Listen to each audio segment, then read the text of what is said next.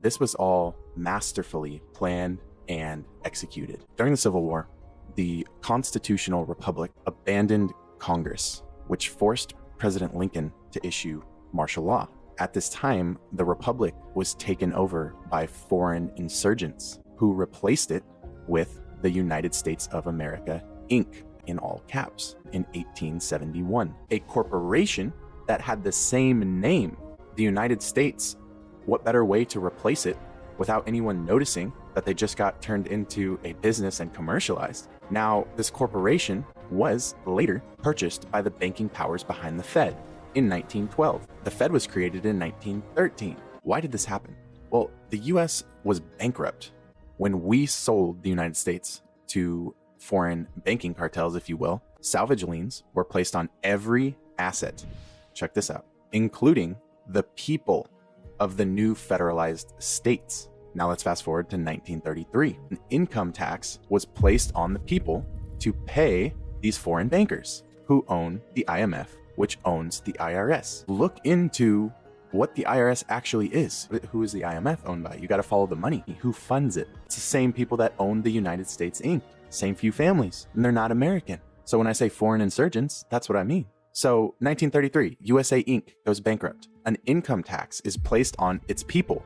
In other words, you and I were turned into property. Look it up. We were turned into cattle, and we were collateralized in order to turn us, humans, flesh and blood, into a means of paying off a massive debt. But the problem is that while you are technically a person, you've entered into contracts that you're completely unaware of, such as your birth certificate, social security number, etc., that are all saying, I consent to being collateralized. You're living as property, as opposed to living as a blood and flesh natural being. On paper, you are property. You are a corporation right now. You might be hearing this and thinking, we're fucked. We're property? Are you kidding me? And that's true. And property doesn't have rights. But here is both the blessing and the curse. There are multiple of you. Just like there's multiple United States of Americas. Sleight of hand, remember? What hat do they want to wear? There are multiple of you. The insane irony in all of this is the fact that they are actually now liable for all of your alleged obligations, aka debts. That's what a debt means. You can play a wrong move in chess and still win the game. And commerce is chess. Their greatest attempt to set us back actually is their greatest weakness.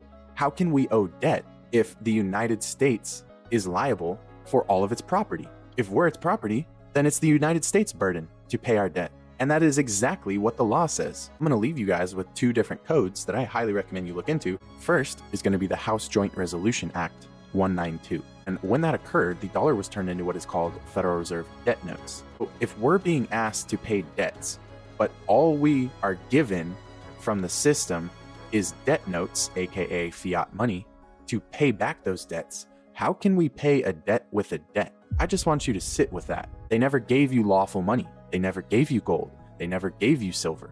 The other side of it is looking into 18 USC 8, 18 United States Code 8. You're going to come to find out that that's literally telling you that the United States is liable for all debt. All of your debt, the United States is liable for it. How can you pay a debt with debt notes? Don't let that go over your head. They already got paid.